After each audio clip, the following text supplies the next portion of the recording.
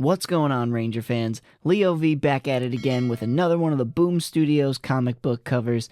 This one we're talking about Mighty Morphin Power Rangers Pink. This six-parter by Brendan Fletcher and Kelly Thompson is really cool. It gives us a look into what happened with Kimberly after she left the team. Let's get into it. We open up on Kimberly, who's been competing in the Pan Global Games, which makes sense because when she left the show, she was training for that. Girl is in the Netherlands, just absolutely killing it with these medals. But she can't get in touch with her mom, which throws off red flags in her mind. She jumps on this badass motorcycle, giving Super Ranger Slayer vibes, and heads back home to France to see what's up. She gets back to her mom's to find nobody home. She breaks in and hears this loud noise outside. Next thing you know, she's busting out a leather jacket and helmet and bow and arrow like a complete badass, and rushes out to find a French guy named Sergey, who is being abducted by these weird fish creatures.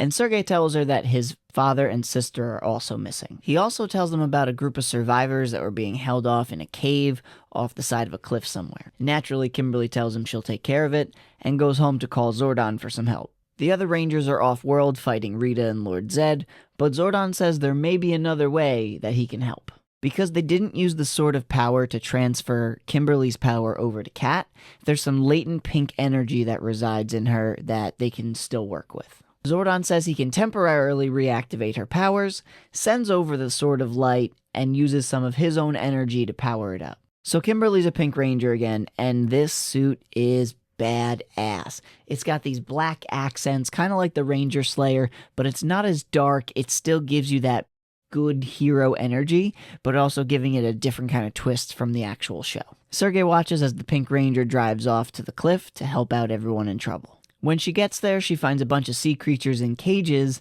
and she's met by a voice that she was not expecting to hear. Goldar, of all people, is back, and apparently this is all his big plan. We meet this monster named Verdo, who has the ability to turn humans into these sea creatures. Goldar and Verdo turn Kim's mom into one of these sea creatures, and completely devastated, she retreats to try to come up with a new plan. Back at her house, she gets in touch with Zordon and asks if he can get in touch with Zack and Trini, who she could really use an extra hand from. Now, this story is separate from the Omega Ranger story because in that timeline, Jason, Zack, and Trini went to become Omega Rangers, and in this one, they actually went off to a peace conference. Zordon teleports Kimberly somewhere outside of South America, and she's reunited with Trini as well as Zack. Kimberly uses the Sword of Light, which is draining a little bit more power from Zordon at this point, to give Zack and Trini access to their powers again. These suits are so cool. Zack gets this cool little hoodie-style thing, and both suits incorporate pink with their original color.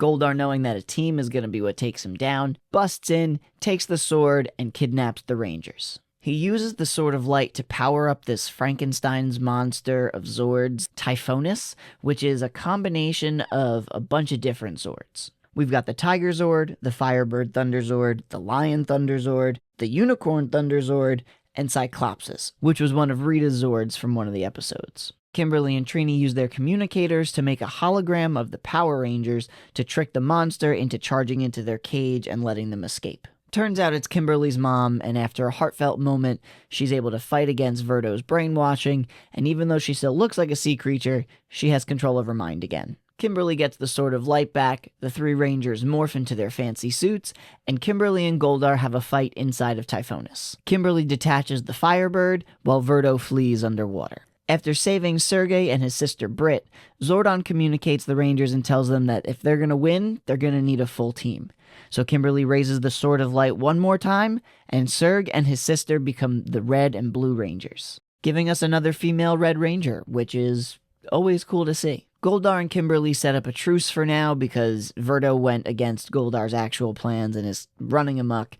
Verdo shows back up for a fight, and with a full team, the Power Rangers are ready to go. Alpha ends up sending the Shark Cycles for a little bit of assistance, which is great to see them get some action other than just transporting the Rangers from one place to another. Kimberly reattaches the Firebird to Typhonus, and a giant battle ensues. Goldar ends up killing Verdo, and everybody gets turned back into a human again. But then Alpha sends out an SOS from the Power Rangers saying that they're on a distant planet and need help.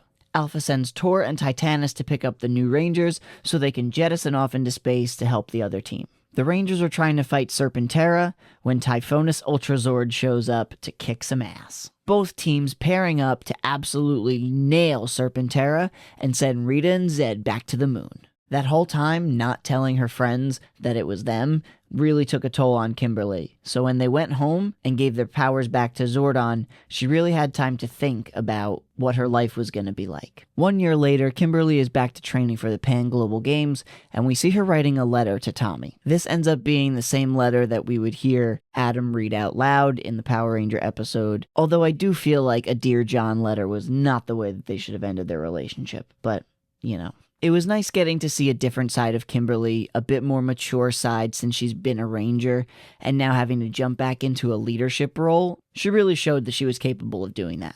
Seriously though, these suits are amazing. I need to see somebody cosplay these because I just need to see a live action version. If you've done a cosplay of this, let me know down in the comments. Until the next video, later.